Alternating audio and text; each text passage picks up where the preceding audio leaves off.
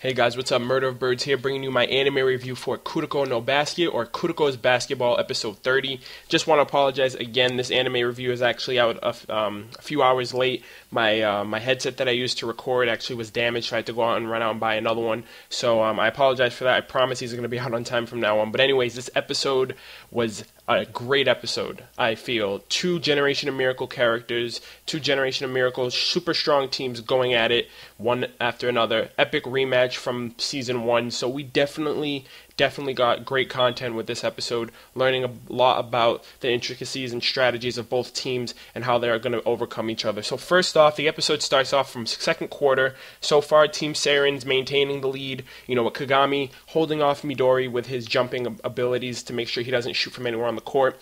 And right off the bat, we actually see Kagame struggling. He's actually exhausted, he's sweating, he's panting, and Midori's actually fine. He's not really having any problems with shooting and keeping his stamina up, and that just proves right there that Kagame really didn't try all that much. I'm not going to say he didn't try. He did try, with his maintaining and whatnot, but obviously Midori took this very seriously with his endurance, and it's definitely showcased in this episode. So that's one thing that we learned. Another thing is that Kuroko can't really help him because in part 1, Kuroko was actually able to coordinate with Kagame to work around Midori, but Takao, which is Shutoku's point guard, he actually has the Hawkeye ability, which is he is allowed to see all planes of the court from any area that he's in, so that actually gives him a little problem with being able to target where Kuroko is and intercept the ball and stuff like that. So little struggles there, but so far this afterwards, so many Jedi mind tricks are being played, so much pressure on players, and Midori has definitely changed in terms of his character development. In part 1, he was actually really selfish. Everyone always gave him the ball and he was the man on the court making all the shots, and this time around he's changed. He doesn't think about himself. He's not selfish. He's not self-centered. He actually really even said at one point, he's like, listen, I can't do this by myself. I know I can shoot the ball and stuff, but we need to work together. I need to pass you guys the ball. You guys need to be the ones that can come, help me out when I need you. And that definitely shows he's actually developed mentally in the sense that he knows that in order to, surpass and have victory, he has to beat them. So we learned that from him. He's actually added, faking out, to throw off Kagame's jumping abilities, and isn't the primary shooter as well. So that's really cool. Glad to see other players are getting, showcased. Takao is really showcased a lot in this episode as well, working with Kagame.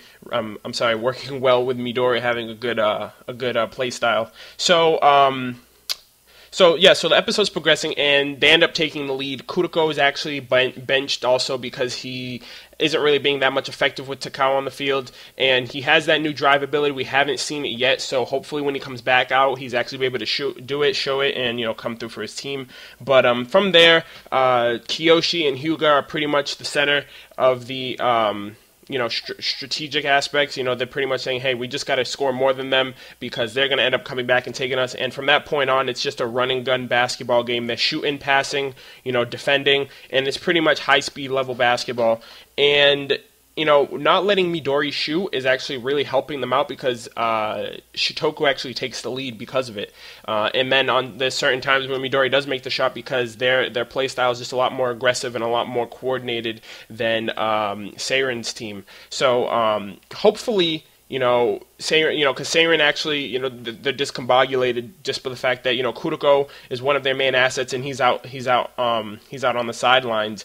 And the fact that Shutoku's pulling out all the stops, playing aggressively, passing a lot, passing effectively, and taking the lead, that actually is putting on a toll. And what's even worse is that the fact that Kagame is just jumping and shooting, he's jumping constantly. He'll jump for a ball, he'll miss the first jump, and then he'll instantly second jump again, and that just takes his toll, and then eventually he reaches his limit. He goes to jump, and he strains, and he hesitates because, the pain, and you can actually see it in his legs are like twitching and whatnot because of that. So he's actually in a bind. Midori even said, he's like, hey, I'm really disappointed in you, just to the fact that this was supposed to be endurance. He doesn't even seem winded, he's not sweating. Kagame's like dripping from head to toe, and he's panting a lot. You can actually see in his face that he's like weakened by that. So Midori actually has the upper hand right now, and Shutoku does seem like they are going to give them a run for their money in terms of taking the lead for the second half of the game.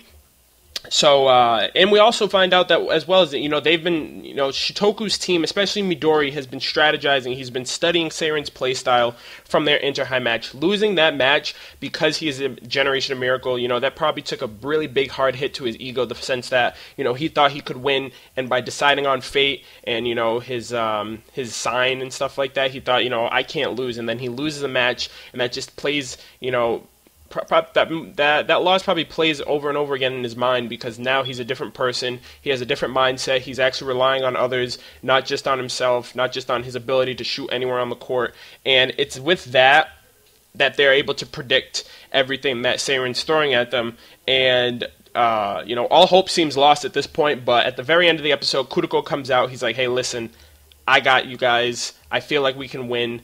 And I'm hoping that we're going to be able to see his new drive technique. Almost positive we're going to see his new drive technique next episode, and hopefully he can shoot as well. A drive isn't really much if you can't really shoot, or maybe he can drive and then pass it. I don't know. Let me know what you guys thought in the comments down below about this episode in general. Did you guys enjoy it? Most likely for me, it was just an insight into Midori's development in terms of a player and in terms of a person. The fact that he's relying on others, not just on himself. So I really did enjoy that. And I'm really looking forward to the next episode. If you guys did enjoy this video as well, please also be sure to like, comment, and subscribe to my channel. And I will catch you guys next week for episode 31. Thanks a lot, guys. Peace.